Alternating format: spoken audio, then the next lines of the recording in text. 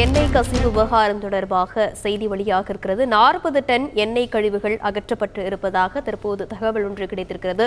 Michaung புயல் காரணமாக எண்ணூரில் உள்ள தொழிற்சாலையில் இருந்து எண்ணெய் கசிவு ஏற்பட்டு குடியிருப்பு பகுதி, பக்கிங்காம் கால்வாய், கொசஸ்தலை ஆறு, கடல் ஆகியவற்றில் கலந்திருக்கின்றன. இதனைத் தொடர்ந்து சுற்றுச்சூழல் துறை, வனத்துறை, மாசு கட்டுப்பாட்டு வாரியம் உள்ளிட்ட அதிகாரிகள் எண்ணெய் கழிவுகளை அகற்ற நடவடிக்கை தொடர்ந்து மேற்கொண்டு வருகின்றனர்.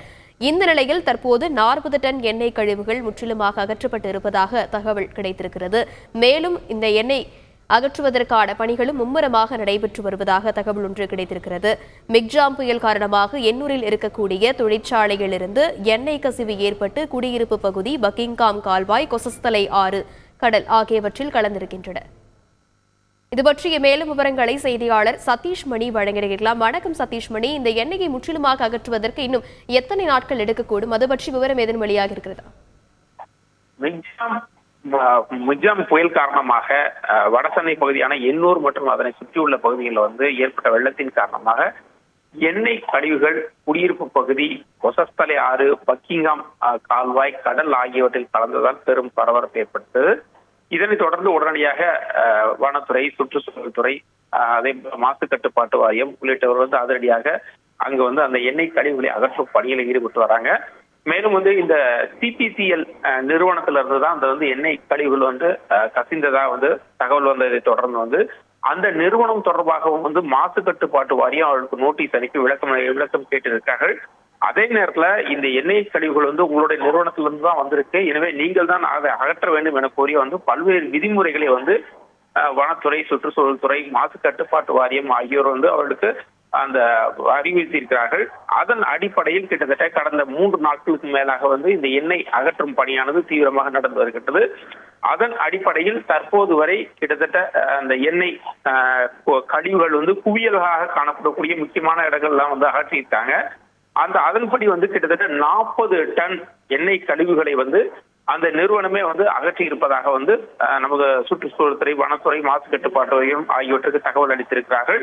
தொடர்ந்து இதனுடைய வனத்துறை அதிகாரிகள், அதே போல மாசு கட்டுப்பாட்டு வாரிய அதிகாரிகள் 24 மணி நேரமும் அங்க பணியில் இருந்து அதனை கண்காணிப்பு பணியில் ஈடுபட்டு வராங்க. மேலும் இந்த சம்பந்தப்பட்ட நிறுவனம் CPCL நிறுவனத்திலிருந்து மொத்தமா எவ்வளவு எண்ணெய் கசிவுகள் வெளியானது என்பது இதுவரை தெளிவாக வெளியிடப்படவில்லை. எனவே அதனை ஆராய்வதற்காக வனத்துறை மற்றும் மாசு கட்டுப்பாட்டு வாரியம், சுற்றுச்சூழல் துறை ஆகியவை IIT பேராசிரியர் கொண்ட ஒரு நிபுணர் குழுவை அமைச்சிருக்காங்க. அந்த நிபுணர் குழு கடந்த 2 நாட்களாக அந்த எண்ணெய் கசிவுகள் ஏற்பட்ட இடத்துல ஆய்வு மேற்கொண்டு வராங்க. அவங்களோட அறிக்கையின் முடிவுல தான் மொத்தமா எவ்வளவு எண்ணெய் கசிவுகள் குடியிருப்பு பகுதிகள், பக்கிங்காம் கால்வாய், அதே போல கொசஸ்தலை ஆறு, எண்ணூர் முகத்துவாரம், கடல் பகுதி ஆகியவற்றில் கலந்த மொத்த எண்ணெயின் அளவு தெரிய வரும் என கூறப்படுகிறது. மேலும் ஏற்கனவே வெளியான இந்த எண்ணெய் கழிவுகள்ல நச்சுத்தன்மை இருப்பதாகவும் தகவல் வெளியாயிருக்கு. எனவே அது குறித்தும் இந்த IIT பேராசிரியர் குழு சோதனை மேற்கொண்டு வராங்க. ஏற்கனவே களத்துல கடந்த 4 நாட்களுக்கு மேலாக ஒரு 3 IFS அதிகாரிகள் உட்பட 24 மணி நேரமும் அந்த களப்பணியானது தொடர்ந்து நடைபெற்றுக் கொண்டு வருகிறது. கிட்டத்தட்ட ஒரு 90 படகு மூலமாக இந்த எண்ணெய் கழிவுகளை அகற்றும் பணி மிக தீவிரமாக நடைபெற்று வருகிறது.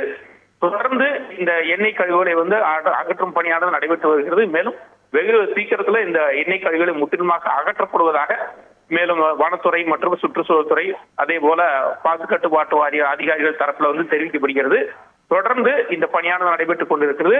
எனவே தற்போது வரை கிட்டத்தட்ட 40 டன் அந்த எண்ணெய் கழிவுகள் அந்த நிறுவனமே அகற்றி இருப்பதாக நம்மளுடைய மேற்கண்ட துறைகளுக்கு தகவல் தெரிவித்திருப்பதாக அந்த தகவல் வெளியாக இருக்கிறது. ஏற்கனவே கடலோர காவல் படையினர் முதல் 2 நாட்கள்ல கிட்டத்தட்ட கடலில் கலந்த ஒரு 10 டன் எண்ணெய் கழிவுகளை அகற்றி இருப்பதாக நாம் ஏற்கனவே பதிவு செய்திருந்தோம்.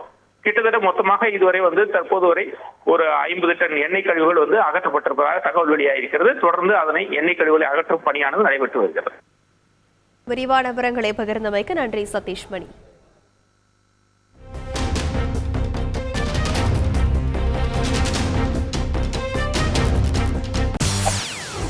செய்திகளை உடனுக்குடன் தெரிந்து கொள்ள உடனே சப்ஸ்கிரைப் பண்ணுங்க.